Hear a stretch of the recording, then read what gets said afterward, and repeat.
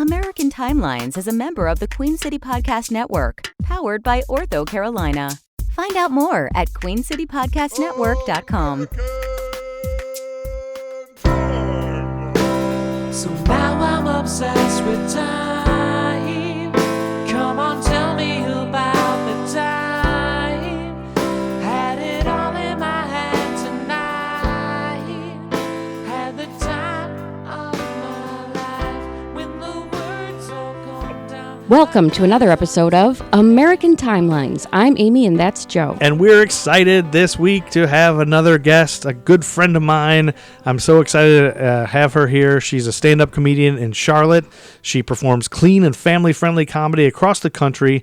The nationally touring headlining comedians she's shared stages with have included Alana Glazer, Cristela Alonso, Ryan Hamilton, Jimmy J.J. Walker, and the late John Witherspoon. She's been on all kinds of shows. She's got a gigantic trajectory. She's going to be big someday. I'm so excited. We're so lucky to have her.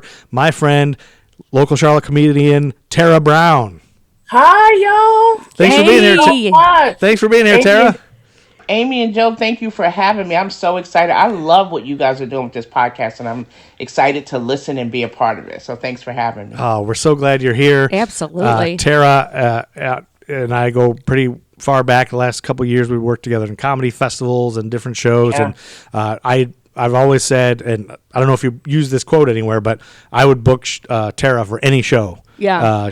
It's on my website. What do you mean do I use it? It's somewhere on our website here. Yeah, so it's in my testimonials at TaraBrownComedy.com. Yes, That's right. Check her out.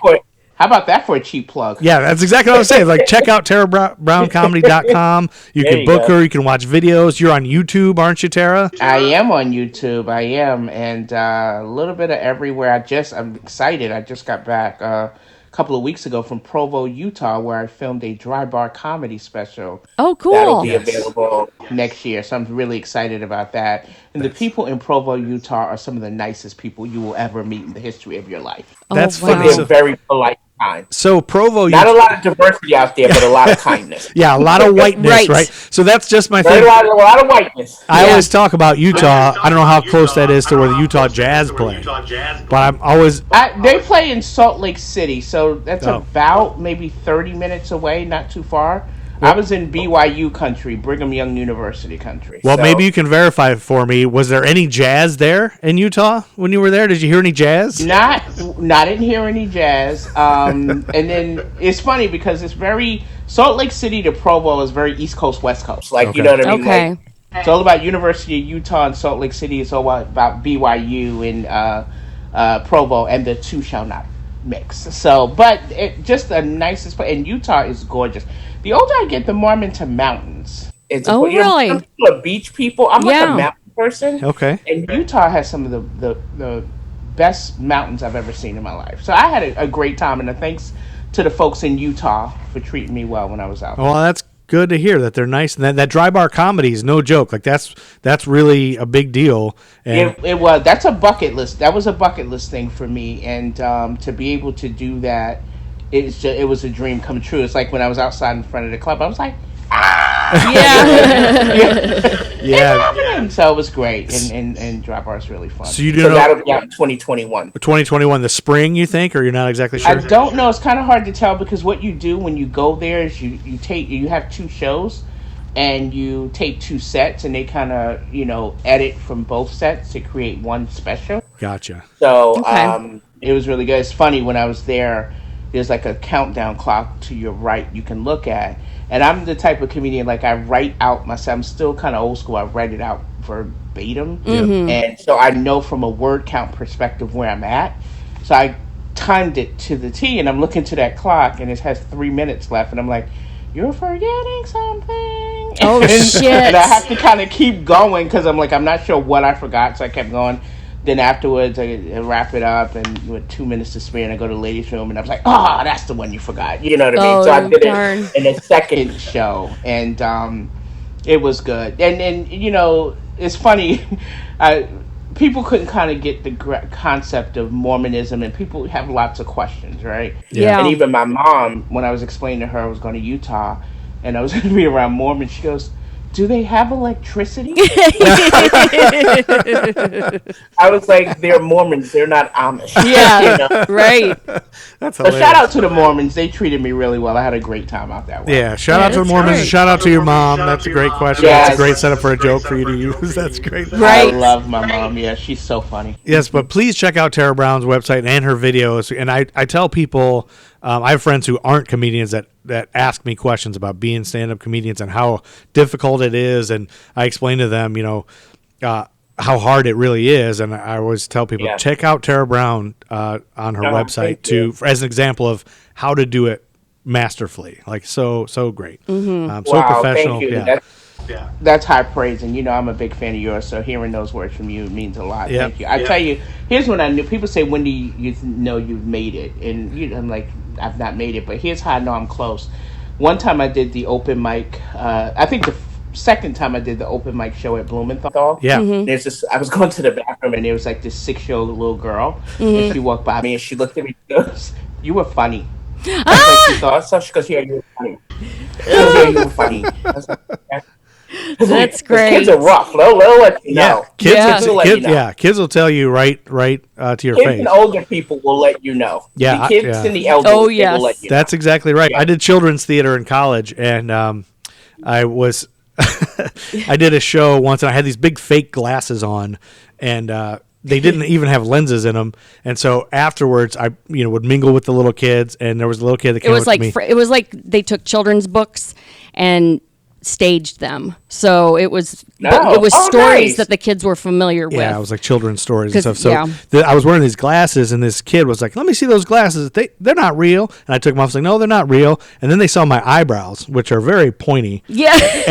And one kid looked at me and was like, "Them eyebrows ain't real." And I was like, "No, these are real. These are my eyebrows." These are real. Yeah. And Yeah, these are mine. That's so funny. Yeah, kids will tell you. so, No filter. yeah, No and I was like, filter. "Boy, what's wrong with my eyebrows? There's something wrong with me." So, Well, it's like a jack-o'-lantern. That's why. yeah, I do look like a jack. I look ridiculous, and that's what the kids will point it out. You'll know. You know Yeah, where you stand. you do. Okay, without further ado, let's jump right in Yes. because Tara's going to Yes. play along with us. She's got a story with us. Awesome. So I'm so excited. Oh, Yes. I'm so excited that you're here, Tara, and feel free, just jump in if there's a little bit of a lag in the Zoom. So if don't feel like you're interrupting, if you want to say something, say something. If you have anything to add, or even just to say what the heck. Yeah, 100%. Okay. So we're going to start off with May 1st. All right. 1950 was a Monday, and in the town of Mosinee, Wisconsin. I'm not sure, it's Mosinee, Mosinee. It was the site. You know, there's a thing on Google that'll tell you how that's pronounced, don't Yes, I know. Well, yeah, you're right. I should look it up.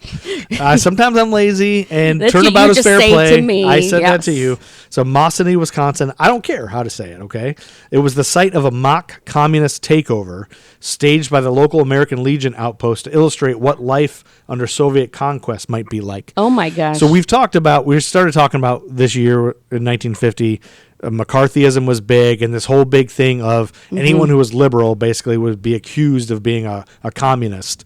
Oh, wow. And then it was like this whole idea to demonize the other side and things like that. And so a lot of parallels today. But this was this whole town participated in this event. It was the brainchild of World War II veteran John Decker, who believed that drastic action was required to elevate the debate to reach minds which we hadn't reached. Oh, I wonder how long it's going to be until they pull this start little doing that chestnut again, back out. yeah. Yeah. So Mosinee was a town of fewer than 1,400 at the time, and it was selected as the site of the fake coup because a prominent legionnaire owned and edited the town's newspaper. 2 former communists were brought in as technical advisors to add authenticity to it. A Soviet flag flew in front of the American Legion outpost. They called the town Moskva, like it was a new Russian town. Oh, my God. It began with a communist combat team of costume volunteers arresting the mayor and the chief of police at their homes and placing local clergy and business leaders in a concentration camp. Oh, wow. So it was this whole Scare tactic. scare tactic Yeah. to do thing. But the reason I wanted to talk about this is it was supposed to end in this whole big thing where they burn all the communist flags and Yeah. everybody's waving American flags. But the mayor, who was arrested, Yeah. like a mock arrested, Ralph E. Cronenwetter, That's the name. Later that evening, he suffered a cerebral hemorrhage and died 6 days later. Oh, wow. He was only 49 years old.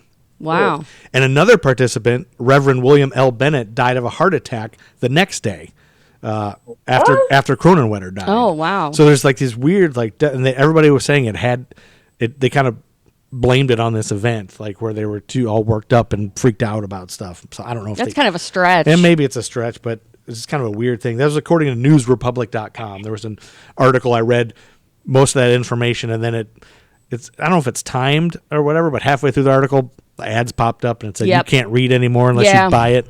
And so that's all. I feel like I got what I need out of this. That's right. Yeah, that's exactly what I know. That's enough. That's where I'm going to end my story. Yeah. And then from there, we're going to jump all the way to May 6th, 1950, which was a Saturday. And we talked, Amy and I were on a podcast last night, which I guess won't air until after, so I don't know why I'm talking about this. But we mentioned Elizabeth Taylor. And Amy and Pisces. I'm a Pisces. Yeah. You're okay. So you get Yes. Liz Taylor. So Amy and I talked on this other podcast called the Who the F Is. It'll be out later on, but we started talking about 1950 actresses and how they were sort of owned by movie companies. So it wasn't that you would do one movie and then do another movie with another company. It was that you work for MGM. Well, and you do the movies they tell you. And they told you how to dress. They told you who to date, who to marry, what to look like. They told you where you could go. I mean, it was like. Can you imagine that today? That's nuts. I mean, it was bad. So this is relevant because what I'm about to tell you. On May 6th, Elizabeth Taylor was 18 years old, and this was the first of her 8 weddings. 18 years old. Yep. It was a ceremony at the Church of the Good Shepherd in Beverly Hills, California. The groom, did anybody know who the groom was? Her first husband? Oh, not Richard Burton? He wasn't the first, right? No. Nope. No, I don't know. It was 23-year-old Conrad Hilton Jr. Oh, that's right. That's exactly right. Heir to the okay. $125 million $1 million hotel empire. Throughout her adult years, Taylor's personal life, especially her 8 marriages, 2 to the same man, drew a large amount of media attention and public disapproval, according to biographer Alexander Walker, who wrote a book about her in 1990 called Elizabeth, The Life of Elizabeth Taylor. Mm-hmm. But MGM had organized her to date people before this. In 1949, they set her up with Glenn Davis, a football player. The following year, she was briefly engaged to William Pauley Jr., the son of U.S. Ambassador William D. Pauley. Those were set up by MGM. Mm-hmm. Film tycoon Howard Hughes also wanted to marry her. He actually offered to pay her parents a 6-figure sum of money if she were to become his wife. Wow. Wasn't he kind of nutty? Wasn't he nutty? Oh, yeah. He ended up later on. He became a recluse, right? And he grew long fingernails and... He had Kleenex boxes for shoes, and he peed in a jar. Yeah, it's real gross. Amy always talks about that. I think Lizzie said no to that one. Yeah, she was like, heck no, I don't want that money. But that was all according to this biography. Taylor declined the offer, but was otherwise eager to marry young, though, because she had a pretty puritanical upbringing. And, and it made her believe that love was synonymous with marriage, according to an interview she did with Life magazine. But she was 18 when she married him, and MGM organized a large and expensive wedding, which became a major media event. In the weeks after the wedding, Taylor realized that she had made a mistake. Not only did she and Hilton have no interest in common, but he was also abusive and a heavy drinker. She got a divorce in January of 1951, just 8 months later. Oh, wow. But MGM paid for the wedding, and some of this will come back at a story I have a little bit later about this wedding, and it's kind of a sinister reason why it might have been when it was. So how long did they stay married? Oh, just until, so this was May of 1950. They got divorced in January of 51. Oh, wow. Okay. Yeah, so how many Well, good for her. She's like, he's abusive and I'm out of here. Yep. Yeah, that's right. I have a different theory. Like, I think, and we'll talk about this, I think they got married because she was in, that same month, she was in Father of the Bride. Movie came out. So, and I think, they used something about she used a wedding dress from that movie in her wedding or something, or I don't know. So it's So kind like a marketing gimmick. I think it was a thing? marketing gimmick. I don't know. I could be wrong. Wow, you could be right. It could be. And I'm going to jump all the way to, and I'm going to skip May 7th when Tim Russert was born, because Amy doesn't like it when I talk about birthdays. And that's going to bring us to May 9th, 1950, which was a Tuesday. And I understand that Tara is going to share a story with us that happened the same day that L. Ron Hubbard first published Dianetics. Oh, boy. Is that right? The Wow. modern science of mental health was that day. And you have something else significant for us, right? I do. Although I did think at the time when I was a kid, that Dianetics thing sounded cool. Then I got older and I understood what it was. And I'm like, maybe not so much. Yeah. Maybe not so much. A little bit Yeah. crazy. Yes, a little bit. But May 9th is an interesting, 1950 is an interesting day in our history because that is the day a gentleman by the name of Sam Walton signed a lease, a 99-year lease for a store that would eventually become what we now know it today to be Walmart. And to kind of set this up a little bit, let's go back. So the reason he signed a 99-year lease is because he had initially... Listen, I'm going to kind of take us back a little bit. Can I do that? Yeah, you can do that. Because, our listeners, they shop at Walmart, but they don't know how it came That's right. to be. Yeah. So let's kind of talk about Sam Walton, or as his employees called him, Mr. Sam. Okay. So Mr. Sam was born in 1918 in Kingfisher, Oklahoma. Oh. Not sure if we've ever been to Kingfisher, but, never been to Kingfisher. Never been to Oklahoma. And I have been to Oklahoma. It's nice. Tulsa. I've been to Tulsa. Okay. It's a really cool place. And so this part you'll love. So he started his career in 1940 working at J.C. Penney. Oh, wow. And here's the deal. He wasn't a great worker. That's the funniest thing to me because it's like he really enjoyed kind of spending time with the customers as opposed to doing the paperwork. Oh, right. So his paperwork was always horrible. And they honestly threatened to fire him because, get this, his boss said to him, he was not cut out for retail. That's crazy. Can you get a load of that? That is so crazy. That is. It's so funny. So shortly after, he left J.C. Penney because it wasn't his thing. And in 1942, at the age of 24, he joined the military, where he worked in Army intelligence for the Army. Okay. Yeah. During World War II. Okay. So he's a veteran, served honorably, and he during that time he also married his wife Helen Robson on Valentine's Day. So Mr. Sam's a romantic. Oh, yeah. Romantic Sam there Walton. You go. All right. Romantic Sam Walton. So he married her. And then after his military service ended in 1945, he and Helen moved to Iowa and then to Newport, Arkansas. And so while he was in Newport, Arkansas, he left the Army. He had taken $5,000 of his money and $20,000 of his father-in-law's money that he borrowed to buy a Ben Franklin variety store. Oh, yeah. Out that way. And it was a variety store that sold products kind of inexpensively. And he went on to have the leading store in a 6-state region. Mm-hmm. And it was not lost on the landlord of the building he was renting, where he's holding his business. And so the landlord wanted to kind of buy him out. And Sam Walton said, "Oh, no, you will not." Mm-hmm. And so this is why. So what the landlord did is up the rent, which is why Sam Walton needed a new place to go. So he said, "I'll show you." And so he went looking for places where he could open a store, and he went to neighboring Bentonville, Arkansas. Okay. Mm-hmm. And he insisted on getting a 99-year lease because he said no one else was going to kick him out. Yeah. Of a place, And one of the things that made him successful both at Ben Franklin and what would become Walton's 5 and 10. It didn't start out as Walmart. Oh, okay. It was Walton's 5 and 10. So it was another variety type of store, but he believed in hard work and the policy of pricing products well below what other retailers charge. And so that has seemed to work for him.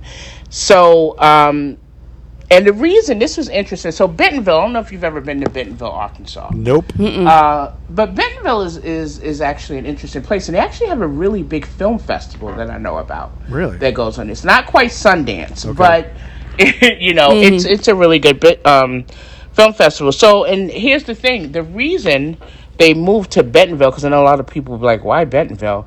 is because Helen wanted some small town living.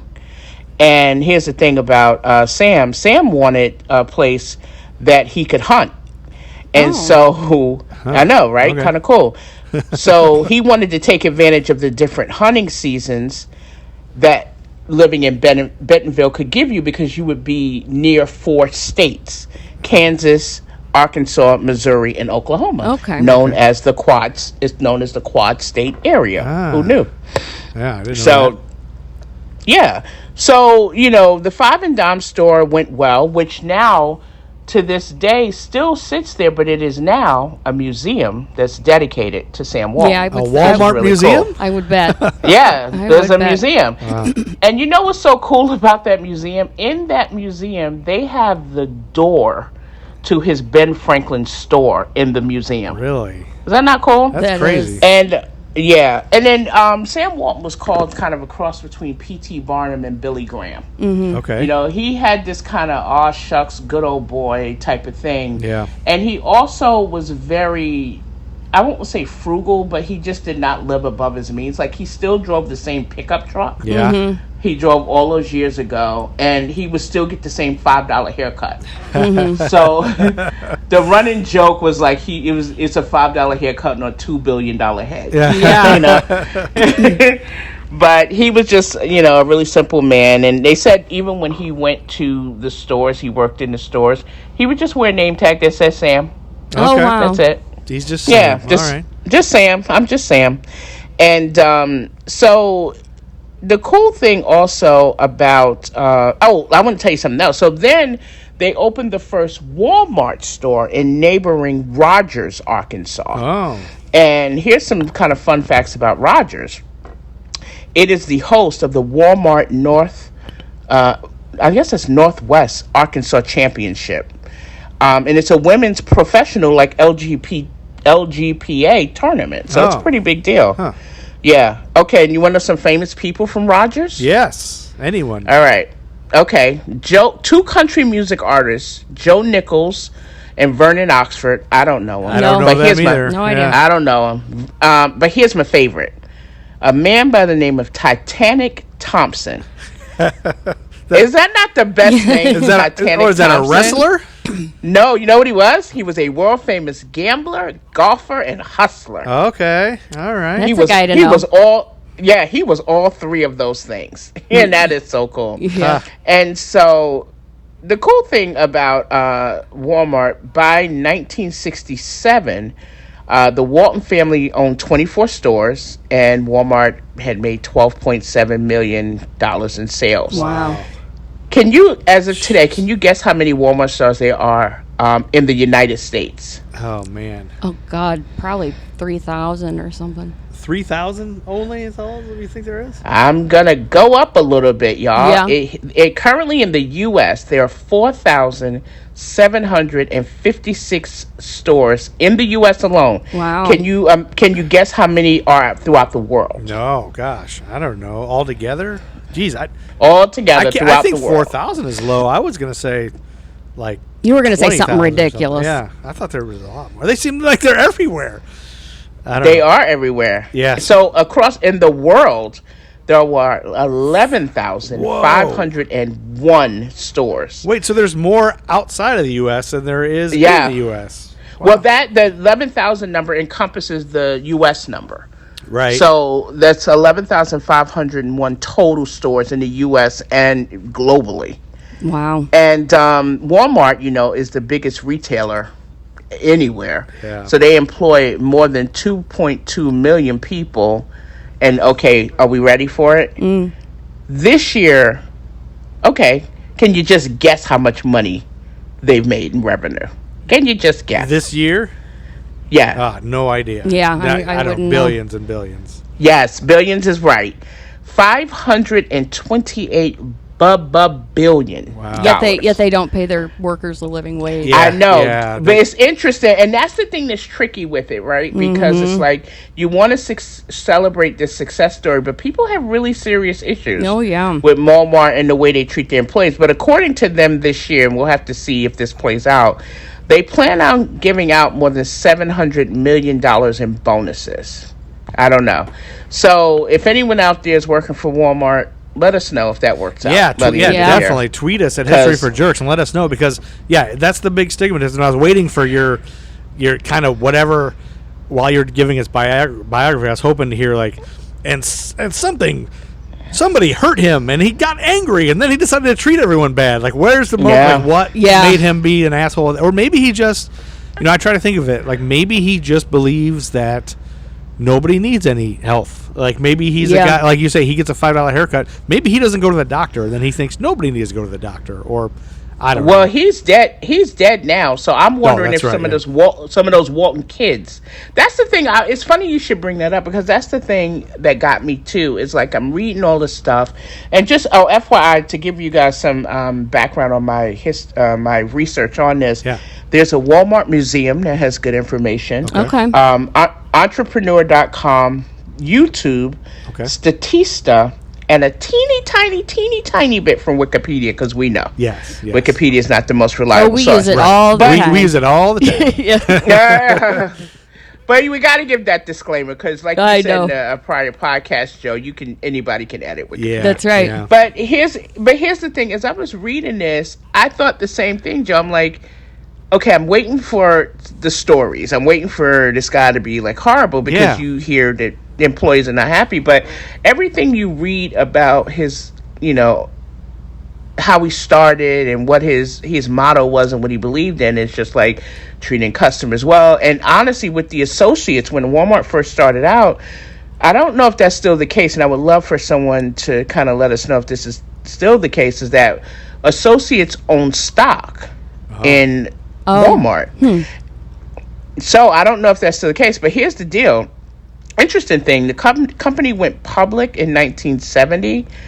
At the time, each share was only valued at, are you ready for it? Yeah.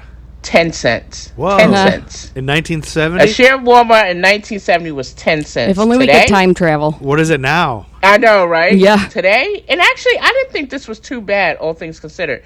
Today, the value of Walmart stock is $148.91. Okay. I would have thought it would have been more. I honestly thought it would have been more. Yeah. I wonder if Amazon's hurting Walmart now with the pandemic and everything. Walmart, I would think that too, but Walmart does the same thing. Like, they do shipping. Like, you can get almost anything there.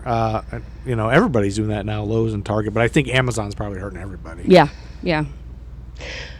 And something, it's interesting, because like I said, he was big on customer service, and he had a famous 10-foot rule, which is interesting, and I want to kind of try this out at Walmart next time I go, but I'm not sure if this, the fact that we're currently in a pandemic, I'm not sure if this still applies, but here's the 10-foot rule.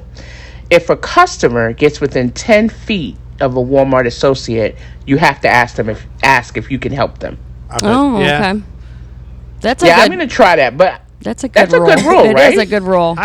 Because I go to, sometimes I'll be at Lowe's for an hour looking for the same fucking thing, and I can't find anybody to help me. I have a double-edged thing with that. Like, Lowe's in the same way. Like, I was just there today, and I was like, there was a bottle of something that I wanted. It was under the last shelf, and it was all the way in the back, and there's nothing else. I couldn't reach it without laying on the ground and like climbing under it. And I made eye contact with 4 different associates, and not one helped me. They weren't within shouting distance. But at the same time, I hate at Home Depot. Leave me alone. Like, stop asking me. Like, if I have to, like 4 people on my way to get paint, like, ask me if I need help. I'm like, no, leave me alone. Stop asking me. I'm looking away from you. Leave me alone. I don't know. It's funny, because where's the balance? Yeah, there's got to be a medium. Yeah. But when we talk about the Walmart associates and how I really would love to talk to them, I also feel every time I'm in Walmart, I always hate being at Walmart. It always feels, most of them feel kind of gross to me for some reason. Yeah. I don't know if it's because of this. Like, it's the fluorescent lighting. Well, I feel like I shouldn't be supporting it if they're treating their employees bad. So I feel like I shouldn't be Yeah. here. I Yeah. shouldn't be doing this. I don't want anybody to know. But boy, these bargains, I know. You're like, but great value. Yes, that's right. Great value. Aluminum foil is cheaper than Reynolds wrap. I can't believe how cheap it is. But I do I feel know. like I'll go into the associates and being like, "Are you okay? Do you Yeah. need me to rescue I know. you? Like, Do you need- yeah, knock you need once out." if you're But in I would- danger." But I will tell you this: I know at my local Walmart, I see it. I don't seem to see a lot of turnover. Like the people who I know who work there, I've seen them there for years, and so it's not to say, listen, you got to do. We all have to do what we have to do. So maybe it's that situation, but I really would love to have a conversation with someone who's working at Walmart to kind of understand, what the beef is. Right. But, yeah.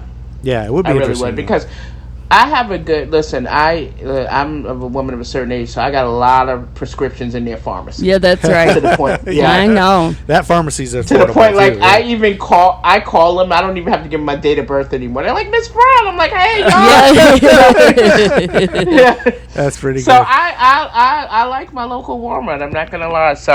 But I'm with you, Joe. I don't want to support something if people are being treated not well. That's not good. Yep. So I will leave you guys with this, which I thought was kind of cool for Mr. Sam, as they call him. Yeah. He ended up earning the Presidential Medal of Freedom, which he was awarded by President George H.W. Bush in 1992. Really? And he died a week later. Oh. At the age, and that's something, at the age of 74. Oh my gosh. And that's young. 74 is young. Yeah. And in one of his last written notes, they found he thanked his associates for their love and friendship. And what they showed, I saw something that showed his where he's buried. Oh, yeah. He and his wife and his son. And it's so modest. You know what I mean? Like, it's not anything you would think it would be elaborate and ornate. Right. And it's not. It's just this regular headstone that we could afford. So, he was a visionary. Who knew? And it all started when he went and got that 99-year lease. Yes, And at the old five and dime. The rest is there you go, the old five and dime. So if you're ever in Bentonville, Arkansas, you can head out to the Walmart headquarters and go over to the Sam Walton / Walmart Museum. The Walmart Museum. Awesome. Yeah. Thank Right. you so much for that. Yeah, that's great. Thanks, Tara. That's way more research and history than I expected anybody to do. Than you ever do. That's funny. So then You know what's so cool about this, and this is what I love when I was listening to past episodes of the show. It's like, you're so right, and I heard you say this, Joe. You start digging in one thing, and you just go down another rabbit hole. Yeah. You're like, okay, I want to know what this means. So you guys have inspired this, so thank you. Oh well, cool. That's fun. great. Yeah, that's the thing. It gets so much fun. That's why we do this. I think is because we have fun finding it out. Like, I learned so much, and then of course I forget it right away. But it's like there's so much. I'm like, wow, I can't believe this. We've got to take a quick break and listen to this ad from some of our future guests. The Blackout Tips is a comedy talk show with the motto, nothing's wrong if it's funny. It's hosted by my husband, Rod. And my wife, Karen. You can listen to new episodes 5 days a week, Saturday through Wednesday, free on Spotify. Yes, Rod and Karen are great. The Black Guy Who Tips is a great podcast. You got to listen to it.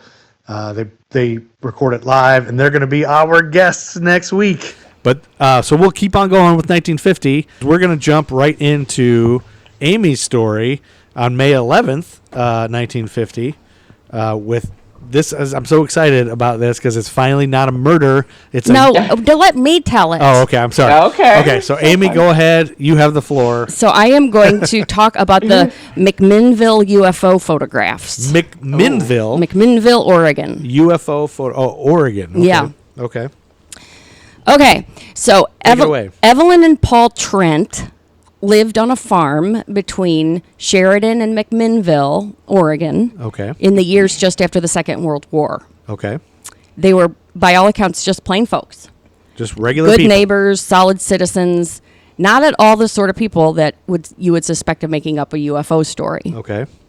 But that's one of the factors that lend an unusual amount of credibility to their account, of having seen and photographed a UFO outside their home. So they don't seem like nuts. Right. All Well, right. they're like humble farm folk, Yes. right? Can I ask, is what is it called? McMinnville. Is it near Portland?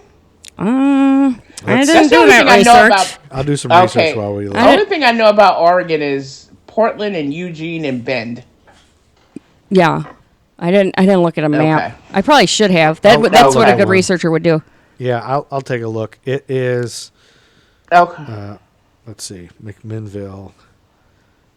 It is. I didn't mean to stop her story, Amy. No, that's. Oh, that's no, okay. no. That's what I we always do. like to know stuff too. So That's what we do. it's like, it's southwest of Portland. Okay. I don't know how. It looks like to be. So maybe a about- lot of tree huggers. So it could be Yeah, a good let's see. tree hugging community of people who see UFOs. And Yeah, it could be. Although in 1950, they were probably don't like think American any- Gothic. You know, the American Gothic Very painting. true. That's kind of what I'm picturing. Yeah, the people who lived out west Yes, then, I yes. don't know, was really. I don't know if Portland was really a big. So it's about an hour from Portland. Okay. Hour Oh, okay. Got it. southwest. So closer to the ocean. It looks pretty rural, Okay. Rural, Well, it isn't makes it? sense for UFO sighting. and it's northwest of Salem. So it looks in between the two. Oh. Yeah. So okay. there you go. So on the evening of May 11th, 1950, Yes. Evelyn left the house at around 7:30 p.m. to Okay. do her evening farm chores. Okay. She and Paul kept chickens and rabbits, and the animals needed to be fed. Right? All right. So outside the house, it was nice, quiet, overcast, late spring day evening. Okay. And the animals showed no signs of any distress or anything, All right. other than the customary mealtime wanting food. Yeah, kind getting of. excited about food like our dog does every time. Yep. Everything She's doing right seemed now. completely ordinary and typical. And so she's doing her chores, right? Yeah. And all of a sudden she looks over her shoulder and there's in the sky this UFO, this flying saucer hovering, and it's like real close in the sky. Yeah. And it's a little to the northeast and it's just hovering there in the sky. There's nothing else that's out of the ordinary. So that's weird. Yeah. So what'd she do? She said it was like a good-sized parachute canopy without the strings, only silver and bright mixed with bronze. It was as pretty as anything I ever saw, she later recalled. Huh. So she ran back in the house to get Paul to come out and look at it. Right. And so Because then it's not like you had a cell phone or something you can take a picture of it or a camera right, on you. Right.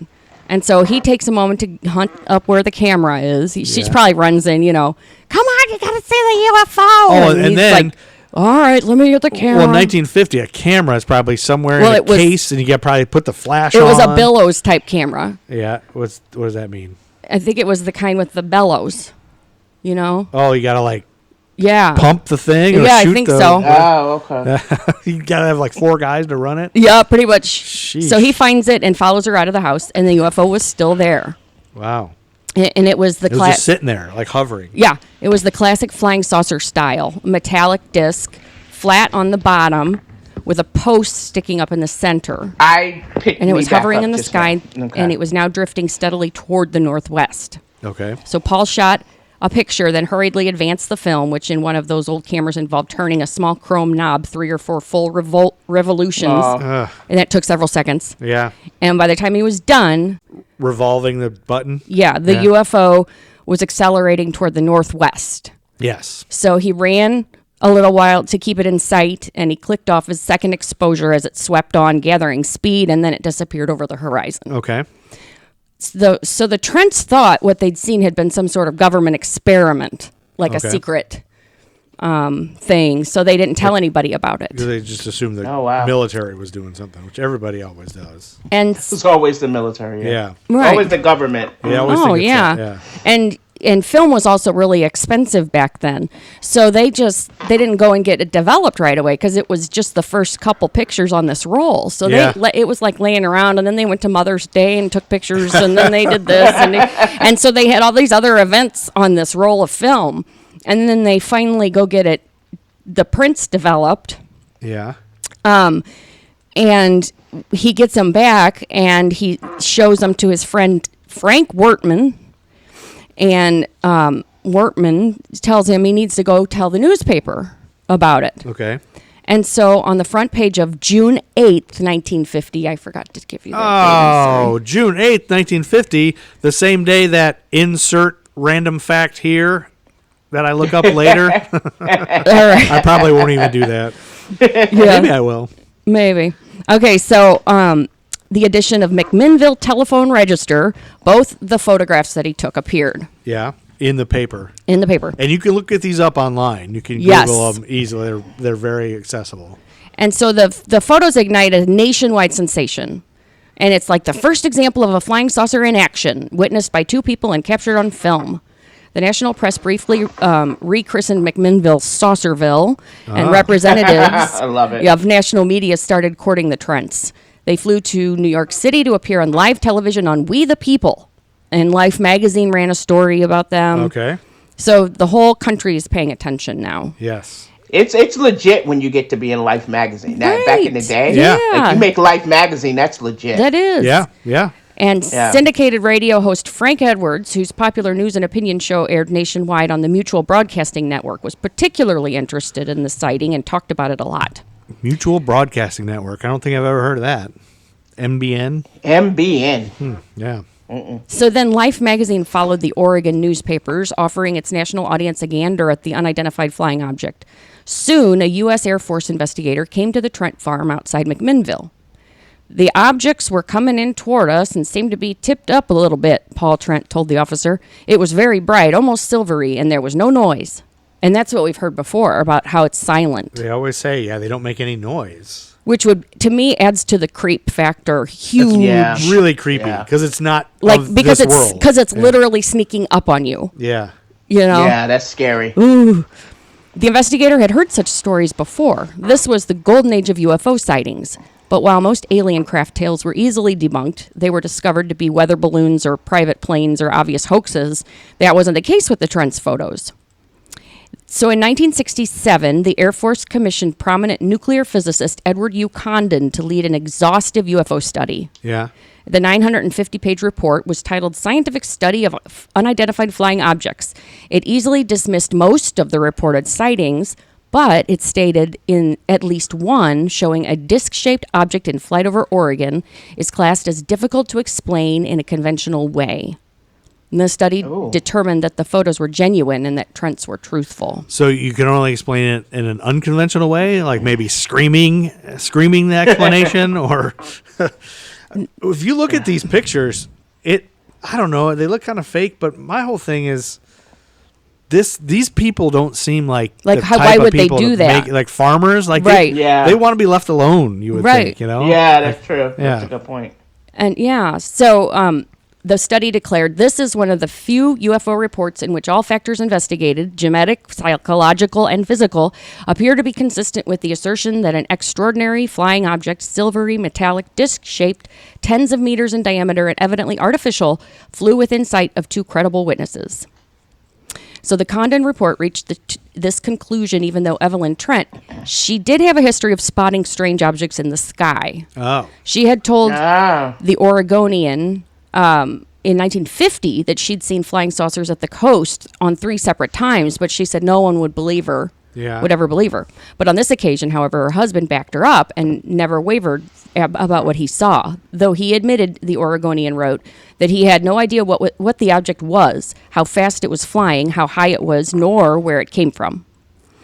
I love that he had his wife's back, though. Yeah. Mm-hmm. That he Like, was I got her back. But I would love if he would even say, "Yeah, I thought she was crazy before until Exactly. I saw it." you know? Until I actually saw But maybe it. Maybe they were following her on purpose. Like maybe Right. maybe they spot a person or they're studying her or something. You know, Right. It's like, keep your mouth shut, lady. Yeah. Well, I don't know. Who knows? Like maybe they even know that they'll think she's crazy, so we can keep following her. So they stalk people. You know, like Yeah. that Simpsons episode where they splash the guy with rum. And Oh, then they're right, "Go yeah. ahead." Nobody's gonna believe you because they're gonna think you're drunk. You know? Yeah, like- that's right. So all the media outlets want to borrow the negatives, of course, and they lend them out, and before you know it, they get lost. yeah. They did resurface several decades later, but they were very damaged. In a field thickly crowded with sketchy characters and clever fakers, and with an equal number of skeptics and debunkers, the Trent's story and pictures have never quite fit in. The Trents themselves were clearly solid citizens. Although they seemed at first to enjoy their moment in the sun, they never much seemed to welcome it and soon became obviously tired of the attention. And so the years go by and the Trents get back to their lives and everything settles down. The topic of UFOs was just starting to get interesting, though. So by the end of the decade, thousands of people were claiming to have sighted alien spacecrafts in the sky, and the usual hordes of imaginative charlatans were crowding the field with claims and hoaxes of widely varying degrees of believability. So you never really knew. Yeah. Yeah. And so during this time, the U.S. Air Force had been trying to get a handle on the issue, and this was proving very hard to do. And nearly everyone had a strong opinion on the subject and a high degree of contempt for the opposite position. Okay. The Trents both died in the late 1990s, and both insisted until the end that the photos were legitimate. And even today, amateur analysts are disagreeing about whether they were lying. The conclusions these analysts have reached so far have been very predictable. Confirmed skeptics conclude definitively that the whole thing was a hoax, and confirmed UFO believers assert positively that the photos were real.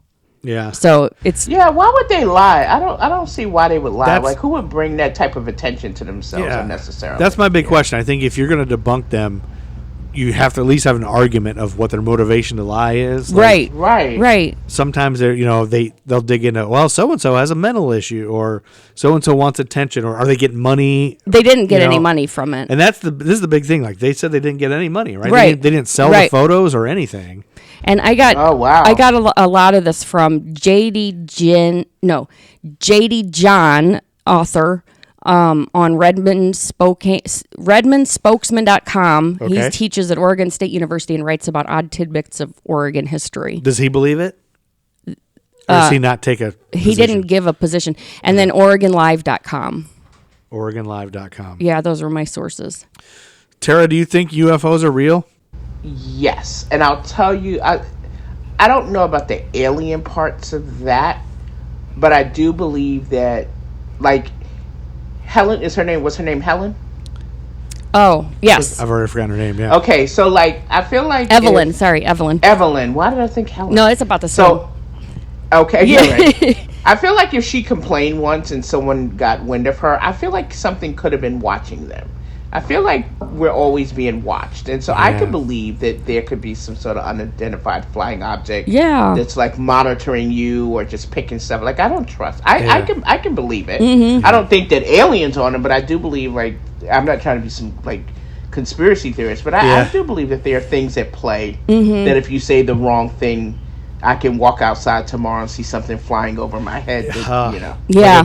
I can believe it. Well, now we got drones and stuff, so I mean, maybe it was an early drone. It'd be hard to know. I believe the thing that's fascinating to me about these things, though, is they always show up in like the most rural of places. Yes, that's true. Yeah. And that to me is interesting because I feel like it would really stand out in a place like that. Right. In New York, like if it flies to New York City, everyone's like, it's Tuesday. Yeah. You know what I mean? Right. But like in a McMinnville or wherever, it's just. So I think it would stand out in a place like that. Yeah. Yeah, that's interesting. Mm-hmm. Anyway, thanks for I sharing believe that. the Trents. Yeah, I believe the Trents. Yeah, I feel like this one is one of the most believable ones. I want to believe all of them anyway. I really just, I don't know. I kind of want to be abducted. Oh my God! No, say you that. don't say Well, that. maybe not anally probed, but I'm so into it. Like, I want to know. Like, You don't want to be abducted. Do you ever see That's fire? No, you don't. You guys ever see terrifying. fire in the No. sky? Yes, it's terrifying. Oh, yeah, maybe I don't. Yes. Maybe I should take that back because maybe they're listening. I don't want to be That's abducted. what I'm just saying. kidding. Don't say You Oh don't my want to. You don't God. want to test me. I'm not a good example. All right, we're gonna jump in because we've taken a lot of time. So to get through the rest of the month, I'm gonna have to go fast. So I'm gonna try to just touch on some of things. Okay. May 13th, 1950 was a Saturday, and Amy, this is going to be a birthday, but this is going to be one that I don't think you'll argue because Stevie Wonder, Yes. blind American soul musician, was born. Do you know what his name was when he was born, Tara Brown? Steveland Morris. Steveland Hardaway Judkins. I thought it was Steveland Morris. It was. Is that right? When he was born in Saginaw, it was Judkins, but later it was changed. He was the third of 6 children born to Calvin Judkins and songwriter Lula Mae Hardaway. But she did change it a few months later. I think when the father left, she did change it. I think it was Morris. Okay. But I was interested. I'm always interested in people like people like Stevie Wonder who are mega stars. Number one, I've always been concerned about his blindness and just like, what happened to this poor guy? But I always also wondered too, like, if he wasn't blind, would he be as good? Who knows? Right. You know. Yeah. Can I tell you a quick funny story about this? Yeah. So I'm originally from Brooklyn, New York, and one day, me and a good friend of mine, we had to be all of 10. Okay. We're sitting in the hallway talking about life as we knew it as 10-year-olds. Yep. And the subject turned to Stevie Wonder. And we started crying because we didn't understand who was taking care of him. And it was the funniest thing. We started crying like, how does he know how his hair looks? And who takes care of him? And it was the cutest thing ever because you had two 10-year-old girls sitting in the hallway in a Brooklyn housing project losing our mind because we thought people weren't properly taking care of Stevie Wonder. That's hysterical. Well, no. I am happy that we were wrong. Yeah, when he's so sweet, and he just seems so sweet. I don't know if he is, and he could be terrible, but I just, he was always on Sesame Street. Like when I was a kid too, you love Stevie Wonder. But I was interested in his mom too. Like who were the parents that created such a magnificent, an amazing person? Genius. So his mom was a songwriter, and she co-wrote several of his songs, including Signed, Sealed, Delivered, I'm Yours, which she was co-nominated for a 1970 Grammy Award for Best R&B song. Yeah, that's a good song. And so I also was interested in, like, how did he become blind? And so he was born 6 weeks premature, which along with the oxygen-rich atmosphere in the hospital incubator resulted in retinopathy of prematurity, a condition in which the growth of the eyes is aborted and causes the retinas to detach. Oh, my God. So then he became blind. Wow. So as a baby, like for a second, he might have had sight. Right. But who knows? Oh, wow. But so I always wondered if he, lost sight or if he ever saw it. So, and then I always wonder if somebody who's always been blind, what do they picture? Like they don't know what colors. They don't know what colors are. Like that's true. If you say green or red, like he has, like how do you no concept of it? How can you? And then I've always heard stories about like, there's these studies to cure blindness, and Stevie Wonder's going to be the first one to be cured. I don't know where I've heard any of that. But how old is he now? He has to be in his 70s, 80s? Well, he's born. 80s? He was born on May 13th, 1950. So you do the math. Oh, there you go. Yeah. So, this would be. I am not doing math 70. today. He's 70. He turned 70 in 2020. Yeah. Yeah. Wow. Okay. So and then we're going to jump to May 18th, 1950, where that comedy film Father of the Bride, starring Spencer Tracy and Elizabeth Taylor, premiered in Radio City Music Hall in New York City.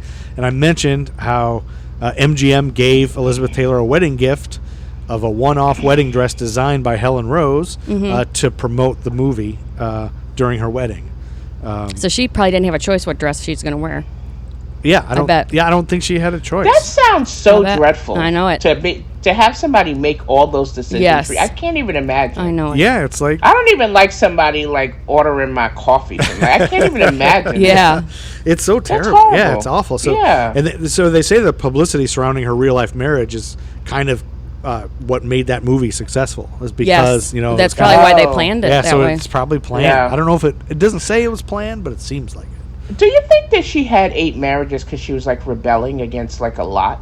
Because you said she grew up in a very very puritanical way, and then like with the studios kind of forcing things on her, you almost wonder like. Well, she did say why 8 marriages. I think I skipped it somewhere. I had written down that she also she saw getting married as a way to get out from under her parents and out from under MGM. She thought, if I get married, that will get me away from them, but I don't think it worked that way. Yeah, it didn't work out. And then I think she realized that once she was married, she wasn't happy usually, and then I don't know what's up with people that get married so many times. Like it's like an addiction or something. or it's like they think that's like dating. Like they just get married. I think people just date. think you have to be married. I have to be. I don't know.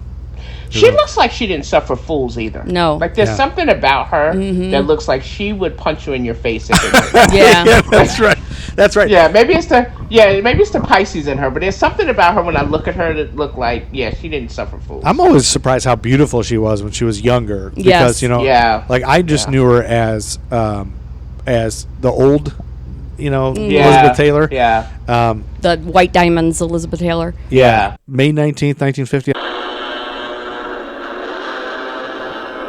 South Amboy, New Jersey becomes a city of walking wounded, with nurses and doctors pouring in from miles around, as a night explosion of over 400 tons of munitions turns the city, only 25 miles from New York, into a nightmare of shattered homes and littered streets. 30 are dead or missing, over 300 injured, and damage estimates run as high as $20 million. To prevent looting and further injuries, martial law is declared, and troops patrol the blasted streets. The story I'm going to tell, I just thought it was interesting because the newsreels at the time, they put music under them like Under a movie. Like it's a under movie the- story. But it's the actual news, and the news was that May 19th, 1950 on a Friday, according to the Hagley Museum and Library in Wilmington, Delaware, 36 people were killed and over 350 injured in South Amboy, New Jersey, in South Amboy, New Jersey, when a train carrying munitions exploded at 7:26 p.m. Wow. Oh, man. 31 were employees of the James Healing Company, an explosive handling firm. And so the cars were loaded with 420 tons of military explosives. Oh, God. Ouch. Wow. And they were on their way. Let's see. The blast also destroyed nearby businesses and homes, blowing out windows as well as the power grid. Like you said, causing over $10 million in total property damage. The 4 barges and railroad cars and the piers and equipment in the adjoining waterfront were completely destroyed. In addition, over 17 barges in the port area were set on fire or sunk. The Kilgore Manufacturing Company of Newark, Ohio, had produced 9,000 boxes of anti-personnel and anti-tank mines destined for the government of Pakistan, while a separate shipment containing 1,800 cases of gelatin dynamite produced by the Hercules Powder Company was being sent to Afghanistan for commercial sale. The total combined weight of the explosives was 300,000 pounds. Oh, my God. Now oh my goodness. that was like over twice the legal limit to be able to ship. Mm-hmm. And so they had asked permission from the local government there to temporarily Waive the restriction, and they did. And so it blew up. It blew up they actually put the detonators in with the explosives. That's what caused it to happen. Wow. So ultimately, see, that's where they needed a UFO. Yeah, that's where really. they need that UFO to be part of it. Let's see.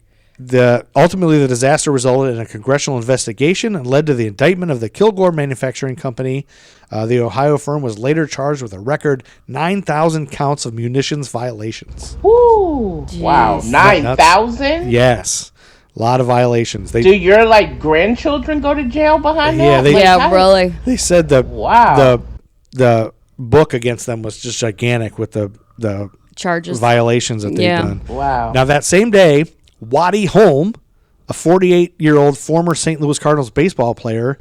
Baseball, my favorite sport. Well, you're not going to like this part of it because Waddy Holm, he died in a murder-suicide. Oh. No, you see, Waddy, no. Waddy Holm was turned down for a managing job with a local baseball team in early 1950 because of concerns about his mental health. He had been depressed since then, suffering in a series of business failures. He also had a family history of mental illness, as his brother Marcel had committed suicide. In mid-May, he quit his job in a sporting goods store in Spencer, Iowa, and then on May 19th, at his home in Everly, Iowa, Holm fatally shot his wife Ella, a 7th and 8th grade school teacher in the Everly school system. According to the Bleacher Report, she was shot through the back of the neck as she was packing because they were getting ready to move in the family's upstairs apartment. Holmes' daughter Margaret, 14, was struck by one bullet, which entered her left wrist and lodged near the elbow. Her arm had been broken by the impact of the bullet. Oh, wow. Fred Sint, who was the owner of the home that they were paying rent to, where the family lived, said he had a calm conversation with Holmes just minutes before he started shooting. As he reached the bottom of the stairs, he heard 2 shots fired, followed shortly afterwards by Margaret Holmes' screams of terror. Then there were 2 additional gunshots, he said. Margaret came running down the stairs toward him, seeking protection. She rushed into Fred Sint's apartment, which is nearby, and she evaded another bullet fired by her father that would have hit her in the back, but it hit through the screen door as she rushed out. Sint rushed out the door, too, to get a hold of the Mayor Andy Shoanui of Everly. When I returned, said Sint, Holm was lying at the foot of the stairs dead. His head, resting near the rear of the door of the house, was almost completely blown off. The revolver rested next to his hand. Why did they run and get the mayor? I think it's an old... Weird. Yeah, I was going to say, is that wouldn't you go get a police officer? I think that's what you did in 1950. Yeah, I guess. Everybody probably knew the mayor. Hey, mayor, come over and check. Mayor. Look at I this. think the tragedy in this is, mental health services have improved so much greatly since that time, and this poor guy probably didn't get the help he needed. Yeah, I think there was just such a stigmatism, and I think there still is sometimes. You know what? I think it's being a little bit more debunked now than it was then, but people didn't know what to do. I remember growing up, in the 80s, and, everyone had that uncle who had something wrong with him and we didn't know what it was, so you just kind of put him in a back room. Yeah, that's right. You didn't deal with it. Oh, yeah. And so, but now I feel like people, especially in African American communities, that was a thing. Like, no one wanted to admit that they needed help. Yeah. So I'm pleasantly surprised to see people now getting help they need. So this is horrible. Yeah. I think there's a difference too, Tara, between bigger cities and smaller cities in that too. I think people generally in bigger cities are open to therapy. They openly talk about it, but good point. Rural areas they don't. It's just not something you do. Like you don't go to therapy. There's something wrong with you if you do that. Like you're a weirdo. Oh wow. Which is sad. I don't know if that's exactly how it is, but that's how it seems. And then I'm going to jump all the way to May 25th, 1950. We're almost done here. 33 people were killed in Chicago when a streetcar collided with a gasoline truck on State Street. Oh, my God. Oh, God. Between 62nd and 63rd Streets around 6:30 p.m. It was the Green Hornet streetcar accident. Wow. The streetcar was headed south on State Street, but suddenly switched eastbound to avoid a flooded underpass. Mm-hmm. And apparently, the motorman of the streetcar was not paying attention and went through that switch at total velocity and hit the side of that truck with dire consequences, said Craig Cleve, author of the book The Green Hornet Streetcar Disaster. The gasoline truck then jackknifed after the collision and blocked State Street 200 feet north of 63rd. The driver of the truck, Mel Wilson, died in the cab of the truck, while the conductor of the streetcar, William C. Lydell, survived, and he actually disappeared after the crash, took off and ran. No. But he was wow. But he was arrested the day after, charged with leaving the scene of the accident. What kind of dude is that? He might have panicked. Panic sets in, I think, or shock, maybe. Yeah. Who knows? 34 people died in the streetcar, while 50 people, some on the streetcar and others in the surrounding areas, were injured. In addition to the lives lost, nearby buildings and parked cars were consumed by flames. 5 buildings were completely destroyed. The total property damage was estimated to be around $150,000 in 1950, which is about $1.5 million today. Wow. Oh wow! And if I remember my Chicago geography right, State Street is a main artery. Yeah, it goes up and down right in the middle, sort of Chicago. Yeah. Wow. Yeah. Amy used to work on State Street, didn't you? I did. Yeah. We used to live in Chicago years ago. I love Chicago to visit. I just hate getting there. Yeah. Like I think O'Hare is the devil's house. Yeah. Like it's just so big and unnecessary. Yeah. But Chicago is a great city. No, I love Chicago. Chicago. Really nice, earnest people, really nice and friendly. I even like going there when it's cold. Yeah, it's like a friendly. Chicago. It really is a friendly. Yeah, town. I like Chicago. It's a great city. Yeah, I always hated driving on the highway there, though. That was just. See, that's what I'm saying. Yeah. You hate getting there. Yeah. But once you're there, you're like Chicago. Yeah, right. Yeah. Send me to Garrett's Pop. Where's the nearest Garrett's popcorn? There you go. That popcorn is no joke. Oh, yeah. Love it. Yes. And so I got information from the Chicago Tribune, the New York Times, and the Daily Tribune and CBS. Nice. And then the last thing I'm going to say is May 27th, 1950 was a Saturday. And I don't know if you guys know this, but the Society of Women Engineers was founded by 50 female engineers at the Cooper Union in New York. Nice. You go, girl. That's girls. right. In 1950, the fact that there were 50 women engineers, that's great. That's fabulous. Try telling those women what to do, MGM. I don't think you That's will. right. You can't own those I don't ladies. think so. Yes, Exactly. And ladies power, and this is great. This episode is dominated by women, 2 women, Yeah, and 1 That's guy. right. We're ganging up on you. Yeah, That's right. Women empowerment. power to the ladies. Anyway, There but you go. that's the end of the episode. That's all I Yes. got. Tara Brown, how do That's you awesome. feel about it? Did you? Oh my God! survive? I love this. Can you bring me back? Oh, for would you something come back? later? That would be awesome. I would love Yes. to come back. Oh, This was yes. so much fun. I enjoyed this so much, and seriously, guys, thanks for having me. I love doing. It's funny because you don't know how much you love this stuff until you get into it. You're like, you know, you Yes. start doing the research and all that stuff. So this is so much fun. Thank you. Yeah, Oh, we yes. love diving into the monotony, and you did so much research that you have definitely earned a spot back. Yeah, that's Yes. right. If you're gonna do that kind of coverage, we will bring you back. Yeah, for sure. Bring me back. Put me in, coach. Yes. All right, we'll do it. Until you're too big to come on. Until you'll be like, no, I am never talk to too my big for you. agent. Talk to my agent, Joe. Never that. Yes. I'm like, is that Joe on line 1? You give Joe one. Yeah, Yeah. love it. Just remember me when you're too big for the regular people. Tara Never, Brown. I will never be that. Yes. Yes. Thanks for being here, but that's going to wrap up the episode. Thanks for listening, everybody. You can rate and review and subscribe on iTunes and Stitcher and Wherever you get your podcast. Spotify. I don't know if you can rate on Spotify. I guess I you don't can. know. But listen to Tara Brown. Check out Tara Brown Comedy. If you're doing a private party and you want a comedian, you can book Tara Brown for that too. Or if you're a You booker can. in the world, like seriously, Tara Brown is going to be on Saturday Night Live maybe someday. Or Oh, who wow. knows? I don't know. From your lips to God's ears, Yes. speak it all. Put her out I there. embrace Yes. it all. I take it all. I take it all. Thank you, Joe and Amy. Thank I you love so this much. podcast. You guys are doing great stuff. And everybody subscribe to this podcast, and you learn a lot of stuff. I learned so much. Yeah, and it's fun. It's just it kills the time. That's right. So- Yeah. So I'm going to Walmart after this to go stand in front of 10, see if that 10-foot rule works out. Yes, go let us test know. that and then ask their associates if they're okay. Yeah, exactly. All right. It's Thanks time for to get listening, out of everybody. here, Chuck Berry. Yep. Thanks. Good night.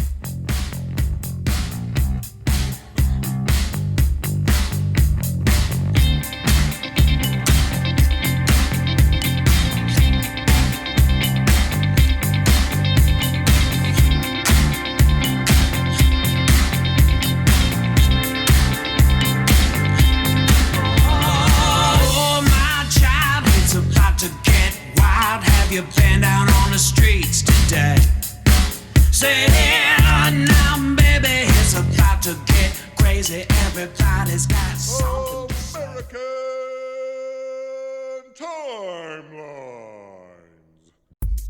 American Timelines is a member of the Queen City Podcast Network, powered by Ortho Carolina. Find out more at queencitypodcastnetwork.com. Thank you. Love you.